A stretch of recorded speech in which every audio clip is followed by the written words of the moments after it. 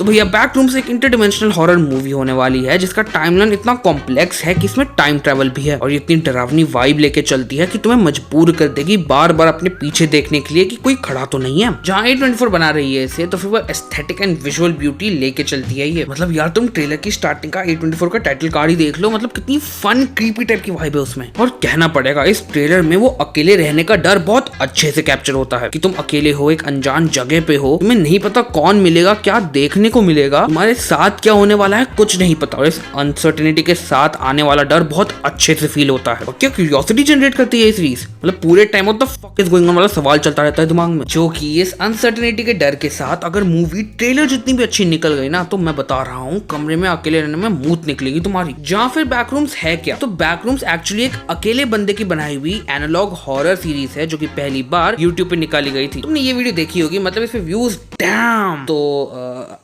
Analogue series का मतलब होता है कि जितना भी हमें फुटेज देखने को मिलता है वो या तो सिक्योरिटी कैमरा का फुटेज या फिर कैरेक्टर के द्वारा रिकॉर्ड करा हुआ फुटेज होता है। And backrooms one of the OG analog horror series है जिसने इस पूरे जॉनरा को यूट्यूब पे ऊपर उठाया। एंड एक्चुअली जिस बंदे ने सीरीज को बनाया था, केन पार्सन, वही अब A24 के साथ मिलकर इस सीरीज को डायरेक्ट भी कर रहा है। ट्रेलर की स्टार्टिंग में ही एक बीपिंग साउंड सुनाई देती है जो कि एक बढ़िया माहौल सेट करके रखती है, जिसके बाद हमें मोस्ट प्रोबेबली अपनी मेन कैरेक्टर दिखता है जो कि बैकरूम्स को डिस्कवर कर रहा है। जहां पर फिर आई थिंक हमें 2-3 लैंग्वेजेस सुनने को मिलती है जिसमें से एक हिंदी भी है। मैं नंबर के बारे में ज्यादा श्योर नहीं हूँ, लेकिन ये बात तो है कि इसमें हिंदी को सुन के मुझे वो ट्रेन वाली दीदी की याद आ गई। लेकिन ये कहना पड़ेगा कि कभी उनकी आवाज सुन के इतना क्रीपी नहीं लगा मुझे। जहाँ बैकरूम्स इस यूनिवर्स के अंदर क्या है एक्सप्लेन करना हो तो वो बेसिकली मैट्रिक्स के अंदर के ग्लिचेस हैं। जहाँ अगर हम जिस जगह पे रहते हैं उसे सरफेस लेवल प्रोग्राम मान ले, तो फिर बैकरूम्स उसके अंदर का वो कोड है जो अभी तक कंप्लीट नहीं हुआ, जिस वजह से हम देखते हैं कि ऑब्जेक्ट्स दीवारों के बीच से जा रही हैं, एक दीवार दूसरी दीवार के बीच से जा रही है। एंड इनफैक्ट हम एक डायलॉग भी सुनते हैं जमीन पे रहने वालों के बारे में, स्टार्टिंग में हिंदी में। जमीन के रहने